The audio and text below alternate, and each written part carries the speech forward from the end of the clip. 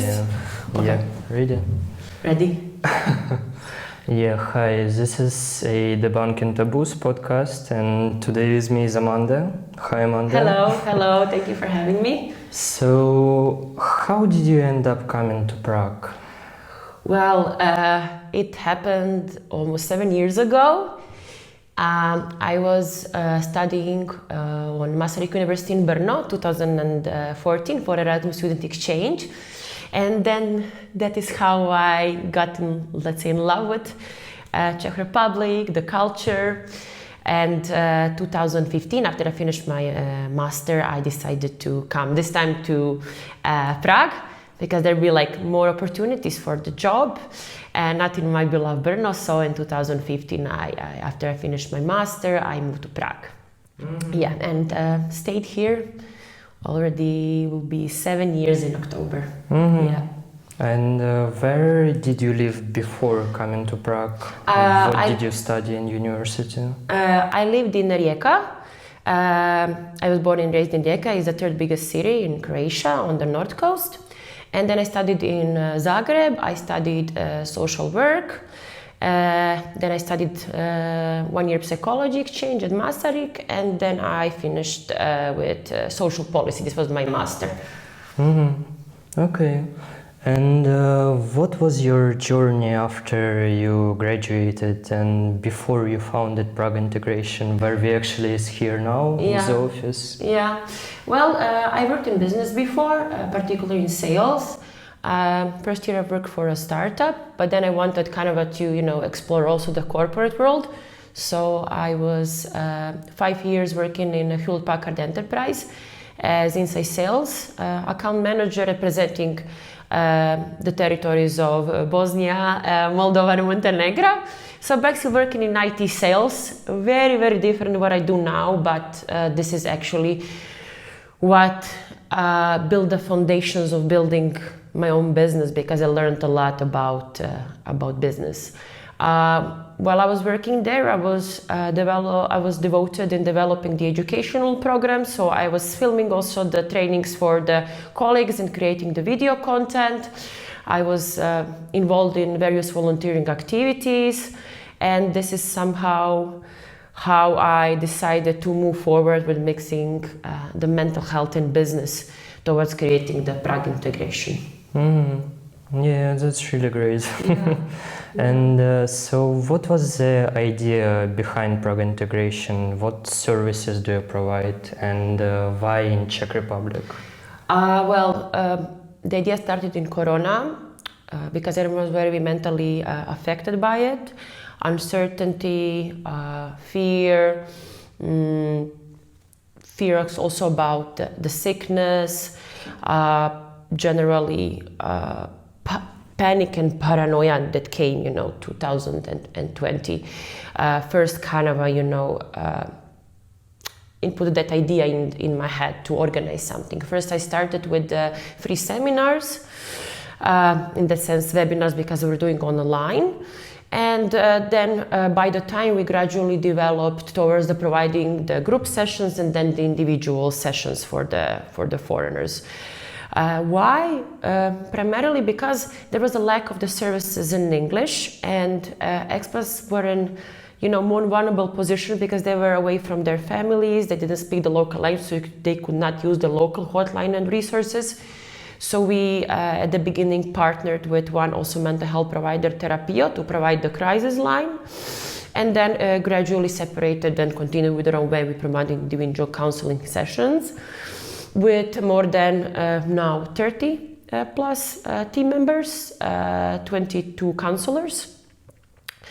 And we can combine that with the group sessions. Yeah, so it kind of grew from the COVID, and then it kind of naturally developed to really needed service. We are private, but we also provide a various range of the services in price range, meaning from even 500 to 1,600 for the individual counseling. For the group counseling, we always try to keep it, acceptable. 300 crowns. And then we have partner counseling that we do for 200 Czech crowns. Besides that, we also try to periodically organize some events connected with mental health and well-being. Eventually do, maybe not so appealing now for people to do stuff online, but eventually organize some, webinar on a mental health topic, and kind of always keep it,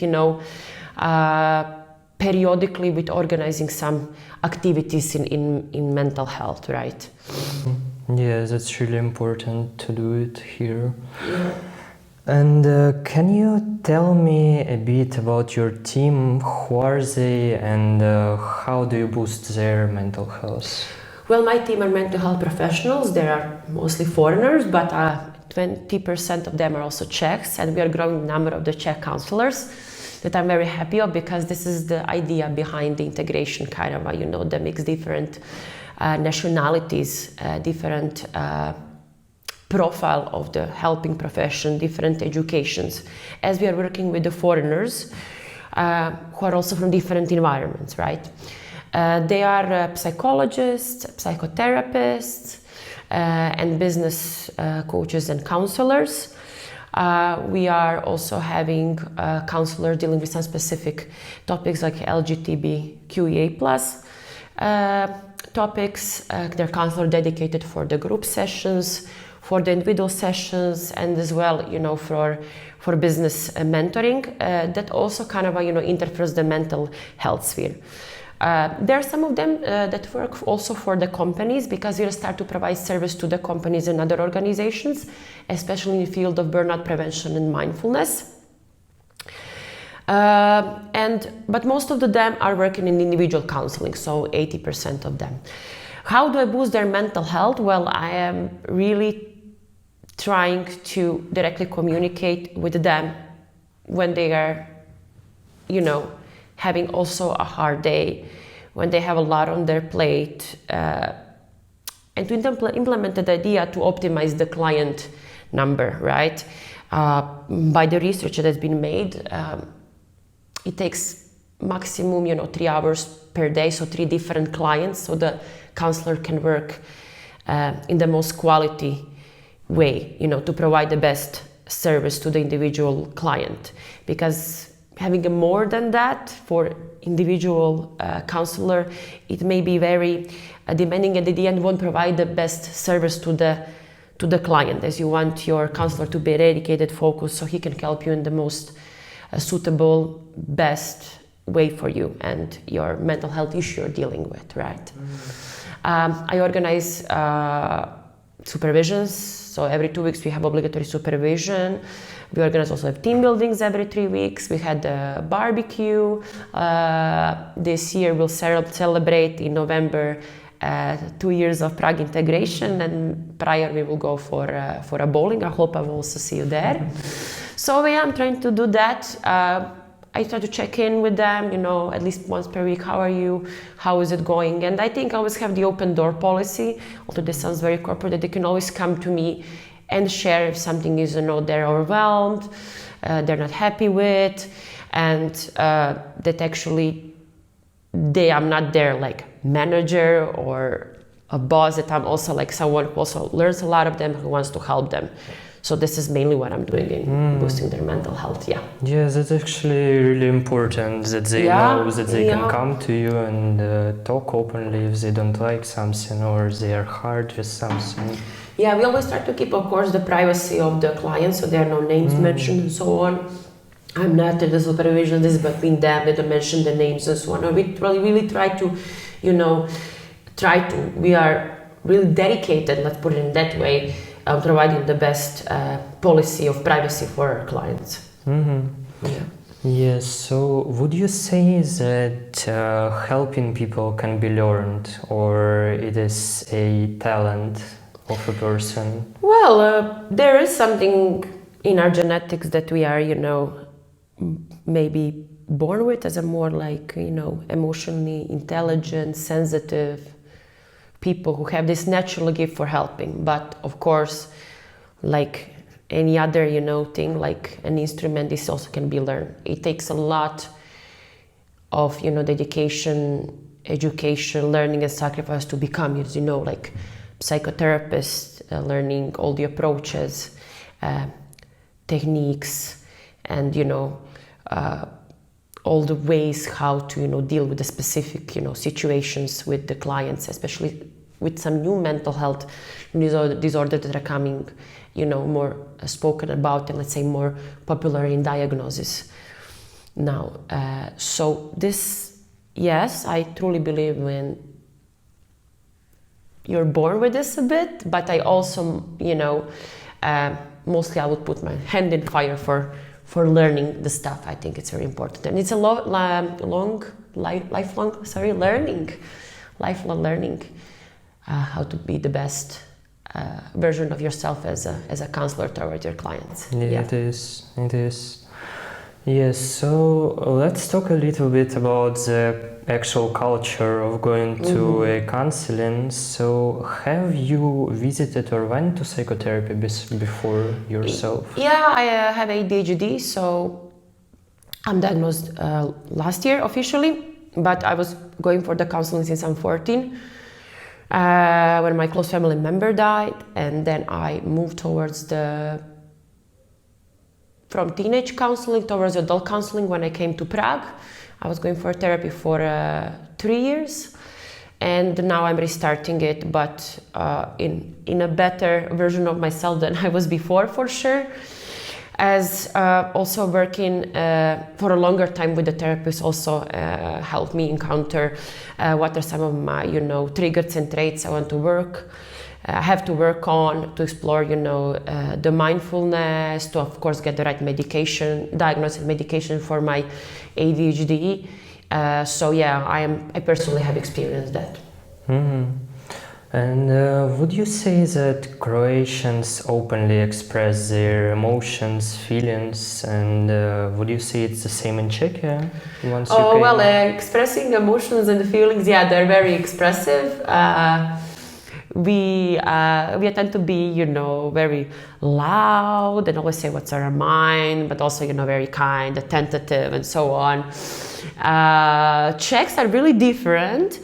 But if I compare, the Czech culture and Croatian culture, more of Czechs are going for the counseling than Croatians. In Croatia, there is a little bit of a stigma more than in Czech Republic here. I think specifically because there are more foreigners living also in Czech Republic, who are again the most open from three of these groups. I see tendency that Czechs are also now going more for the mental health counseling, and they're like more open to openly discuss about it and share. And I'm also very happy when I see that individually Czech clients are also approaching and asking for help and support, because as I said at the beginning, we also have the Czech counselors. Of course, they speak English perfectly, but Czech is their mother tongue. So I openly invite Czechs to reach out to us.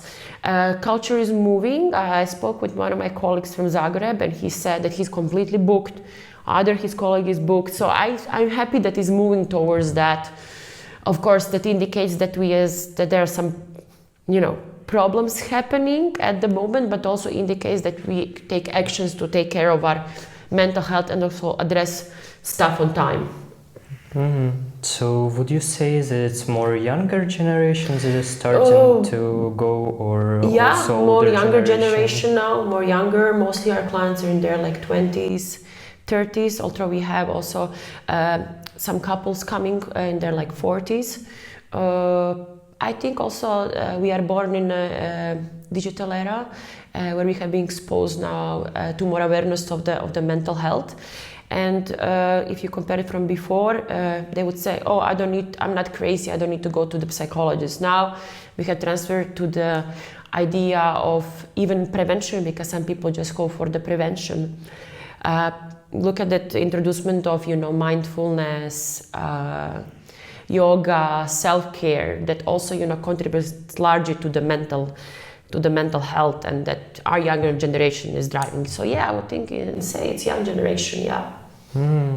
And what about older generation? Do they still think that it's kind of you need to go only if you are in some critical position? Yeah, they do. I'm not a lot in contact with older generation, except my family, who knows that I'm doing for the counseling and what I'm doing.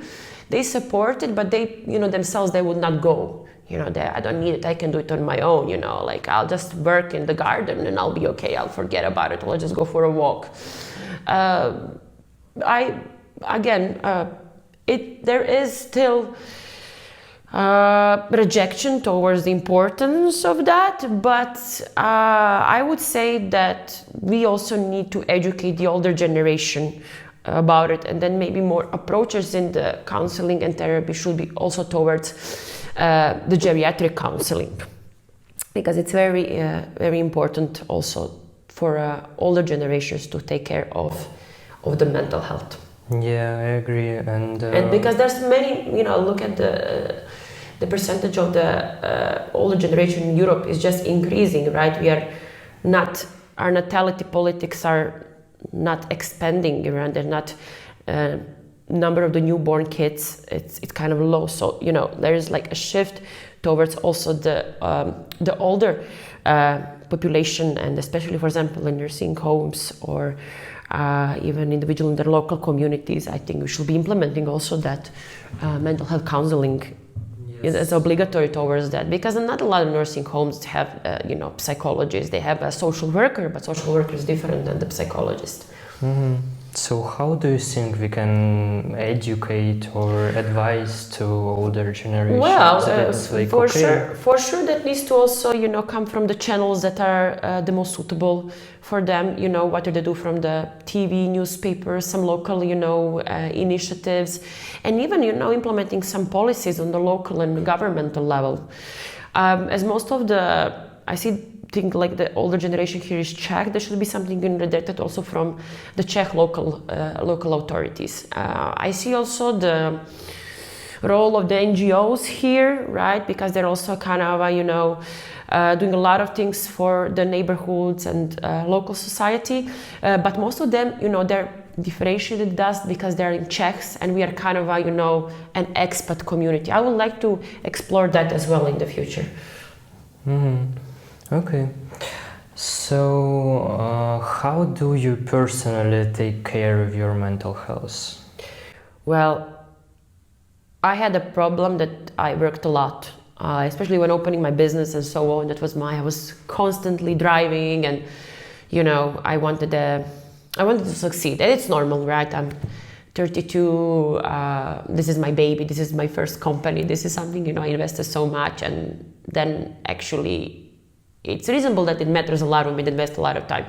But then I started also to be a little bit overwhelmed and, running all day and, my mind going on so many different, places. I dedicated myself the days when I work and the days when I don't work really strictly. So on Mondays and Fridays, I work 2 hours per day, and Tuesday, Wednesday, and Thursday, I work almost all day. I tend to go to the pool, sometimes I do yoga, gym. I like to walk a lot. I'm very social, so I like to hang out with my friends and travel. I really like to travel. I always take some time to travel and go somewhere alone. That's kind of my recipe for my success. Yeah, and with my ADHD, I'm still trying to learn how to live with my diagnosis, so I kind of dedicate a lot of time in reading that. I just ordered some books from Amazon that I dedicated reading in the evening that kind of, relaxes me and gives me peace of mind. Mm-hmm. Yeah. And how would you say you can, for example, educate your close ones and friends about your diagnosis? Well, I'm really open about it. When I got it, I shared with everyone. They were like, oh, like we didn't know. So they already kind of assumed it. I'm sometimes late or I forget some stuff, but, I'm trying to work on really sticking to my schedule. And even if sometimes I don't or I vanish in that sense, I really say honestly with my friend that, I'm in my escalated ADHD moment, and I'm being very, overwhelmed that I'll be late and so on. And most of them really do understand, because I kind of make up later. Sometimes, I'm energetic and hyperactive and so on, but I learned, in that sense, to be mindful, and to trigger myself when to actually calm down. And that's something also I discuss with my friends. But most of them are okay with it. My mom as well, my stepfather, they're kind of accepted. They didn't ask a lot of questions also about it. Maybe they're also, personally affected, but they don't talk about it. Maybe they talk when I'm not there in the room. How does it affect them? But I have moments when I can be understandably hyperactive. But it's happening more and more rare now. So I think everyone is kind of dealing okay with that. Yes, that's great. That's improving over time. Yeah. So what keeps you sane if you're in some stressful situation? And what is your plan of action if you feel like freaking out? But really think like a simple thing. Is this the worst thing that can happen to you? Or just like checking, are you safe? Are you sound? Can you breathe? Is your pulse okay? Okay, you're alive, It's like pulse check. I also try to then try to prioritize, what is really important in the moment, what is urgent. I try to sit down, close my eyes, do a few breaths. And then I somehow mingle out. Sometimes I don't do everything that I planned that day, especially with ADHD, it's kind of hard. But, it's nothing that it's worth. Most of the stuff during the daily life, it's not worth stressing that, you cannot function. So I'm just really trying to take it more and more easy. But this is my first aid kit that I mentioned to you, this, pulse check, breathing, calming, and so on. This helps me though, opening the air, even when overwhelmed, just leaving everything, leaving your laptop, all the tasks. Sometimes just I'm gonna go for a walk, just walk around the building here. It's really nice in Vinohrady. Yes, few tips, nothing exclusive. And for example, I don't know, check 5 things around you. Yeah, that's also interesting, right? Switch your focus somewhere else, Mm-hmm. So we are close to the end, surprisingly. So what advice can you give to someone that is struggling with their mental health? Well, it's always specific cases we are talking about, right? But the universal rule is really to ask for help. We tend to ask help also, from family, friends. I see people writing on Facebook, but there are professionals who can really, help and support you. Even, coming for a few sessions can really impact and change your current state you are. Maybe not, cure the problem for long term, but I strongly believe not just because I own the business, but in the power of counseling. I would also, suggest to the person, really to, again, implement some techniques that can help them with getting, through the day and little stressful moments that they're experiencing with mindfulness, meditation, some activity. I think physical activity is very important. There are, different levels of asking for the mental health help. It can be psychologist, it can be clinical psychologist, it can be a psychiatrist, even it can be a short-term stay in a dedicated hospital. But all of it is for our humans, right? So these places are not there to harm us. They're actually here to places and professionals to help and support us, right? For the foreigners here especially, I would also encourage them to check all the possible resources here in English that can be valuable for their, you know, mental health. There are a lot of support groups. There are a lot of yoga programs, mindfulness programs in English, counseling, therapy that can help with. I'm not a psychologist myself, but I would like, you know, emphasize the importance of the, you know, ecosystem. I know work can be hard, family, love, friend situation also can all be demanding, and especially in the era of digitalism or overwhelmness with information, you know, it can be quite of a struggle, you know, getting through the day, living one lifestyle of, you know, focus, mindfulness, dedicating more time to things that are valuable and important, not just occupying so much, you know, about, you know, work, not trying to be the best student ever, the best partner ever, you know, trying to find really what is the source, you know, of your happiness and peace. That's kind of my advice. Yeah, that's a really good advice. Yeah, thank you. Yes, thank you, Amanda. No problem. Thank you for having me. Yeah, that's it. That's it? Yeah, it is. Is it okay? Yeah. Yeah, happy? Yeah. Okay.